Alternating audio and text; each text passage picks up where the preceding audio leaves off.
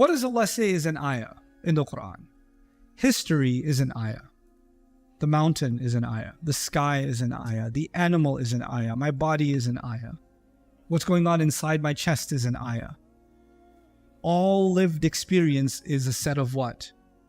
Ayat. And each one of them becomes valuable because they are ayat of the King. So there are two kinds of ayat in the Quran. There are ayat all around us, and there are ayat of His revelation. But they both they are valuable because they are ayat of the King. Just like the king of the cup of the king. هَلْ يُهْلَكُ إِلَّا الْقَوْمُ الظَّالِمُونَ. Nobody, is anyone going to be destroyed except the wrongdoers? Except the criminals? No one but the criminals. When kings take over, do only criminals get killed or civilians, standby, innocent people? Everybody gets killed. In fact, if you were loyal to the previous government, you get killed. Rasulullah ﷺ takes over Makkah. What's the policy? Kill everyone? Kill all the people who fought you at Badr? If you meet someone who met you in battle before, take their head off? Is that the policy? No. I will say to you what my brother Yusuf said to his brethren. لا تثريب عليكم اليوم. No harm will come on you today. Allah is a different kind of king. And He sends His Messenger ﷺ to execute Allah's style of kingdom. Not the style of kingdom that happens in the earth, but a heavenly kingdom. Okay? Anyway, so I'm going to have to stop here. There's so much to do. But I will leave you with one juicy thing because I got to do the juicy stuff. The next name of Allah we're going to study is what? Al-Quddus. Al-Quddus has two layers of study. The two layers of study are, what does the word mean in Arabic and how was it used in the Arabic language, and then how is it used in the Quran? So Arabic and the Quran, that's one layer of study.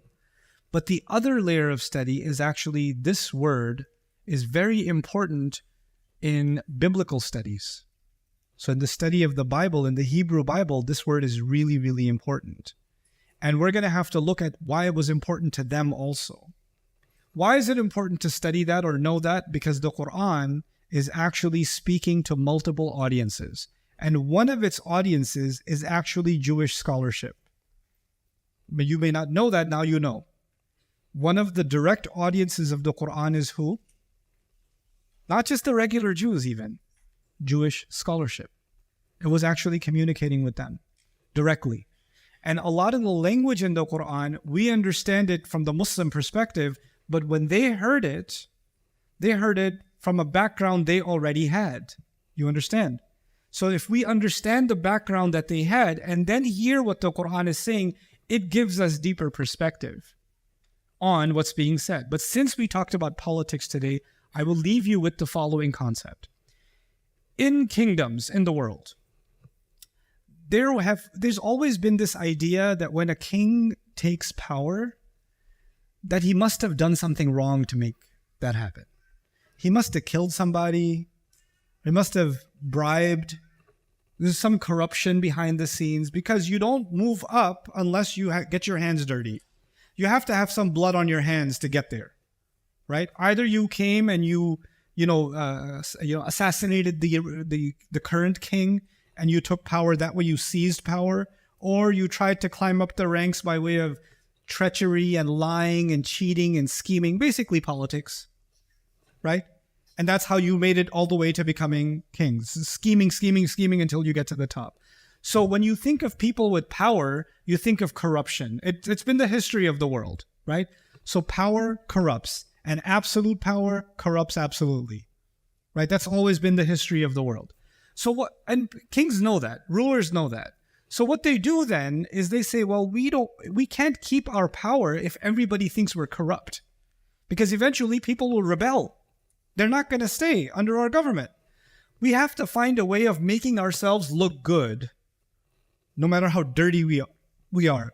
So kings, since ancient times, came up with a formula. We are going to use religion to make ourselves look good.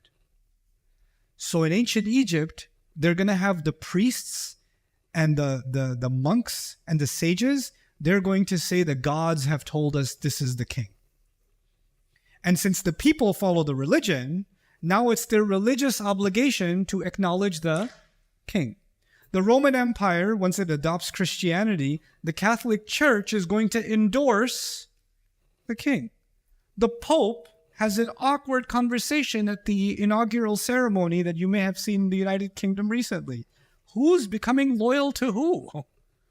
It's a little confusing. But the idea is, this is a kingdom that is endorsed by God himself through the church or through the priesthood or through the temple, right? This happened in ancient Indian, kingdoms, Buddhist kingdoms, right? The Chinese emperors, they'll have some sages or somebody that acknowledges them, endorses them, because they get the religious people that follow the religious leadership. When the religious leadership endorses the king, then it becomes the religious thing to do to follow the king. And then in many of these kingdoms, they have prayers for the ruler. They'll pray for the ruler. God save the queen, God save the king, right? They'll have those kinds of things. So what happens is, there's the world of politics and there's the world of religion. And the religious people, they're considered holy. I'll say that again. They're considered what? Holy. And the word for holy people is muqaddas. The word is what? Al-muqaddas. So kingdoms stay stable because they use the muqaddas class to declare themselves pure. Because they themselves are corrupt, they need the muqaddas class to become legitimate. You understand? And these muqaddas class, these sacred people, these holy people, these saints, these people, they're actually also behind the scenes. What did they say? Hey, we're going to endorse you, but we're going to need a sizable donation, fi sabili, fi sabili us. You understand? Behind the scenes, it's a backdoor deal. So actually, it's not just one is corrupt. The truth is what? Both of them are corrupt. What is this surah going to do? It's actually going to highlight the corruption on the muqaddas side. It's going to do that too. But what is Allah telling us by these two names together? Al-Malik, Al-Quddus. Allah is the ultimate king. Human beings, when they think of a king, they think of someone who is dirty, corrupt. And then they need to be cleansed by some other religious entity. And Allah says, no. Allah is ultimate king and Allah is ultimately pure, all in one. And what did that teach the Muslims in their understanding of the world? It taught them that in this religion, it's not that is a different world and this is a different world. This is these people, these muqaddas people, these holy people. They stay inside the monastery. They worship and pray. They think about God and the angels and heaven and hell, but they don't know what's happening in the real world. They don't know matters of government. They just know matters of God. Right? That's the muqaddas class. And then the kings know the matters of politics and what's really happening in the world. Right? So these are the pure people, and these are the people of the samawat, and these are the people of al-ard. You see? يُسَبِّحُ لِلَّهِ مَا فِي السَّمَوَاتِ وَمَا فِي الْأَرْضِ الْمَلِكِ الْقُدُّوسِ. It's incredible. Like how everything is tying together now, and Allah is teaching us actually in this religion to become holier, to become pure. It doesn't mean you don't know what's happening in the real world. And just because you're engaged in politics and the real world doesn't mean you have to become dirty. Both of those things coexist because our God is both Al-Malik and Al-Quddus, all in one. This idea, leave to God what is to God, leave to Caesar what is to Caesar. Allah is Al-Malik and Al-Quddus, you see? So it's these few words, they're so profound in the social philosophy, the political philosophy, the outlook that it creates, and it makes sophisticated believers. Now these people are revolutionary. Every religion before this basically used religion as a tool to advance power, the holy right, the divine right of kings. And the Quran comes along and says, no, purity only belongs to Allah, and absolute rule only belongs to Allah. Everyone besides him is going to be imperfect. Everyone is going to be imperfect. SubhanAllah. Al-Malik Al-Quddus.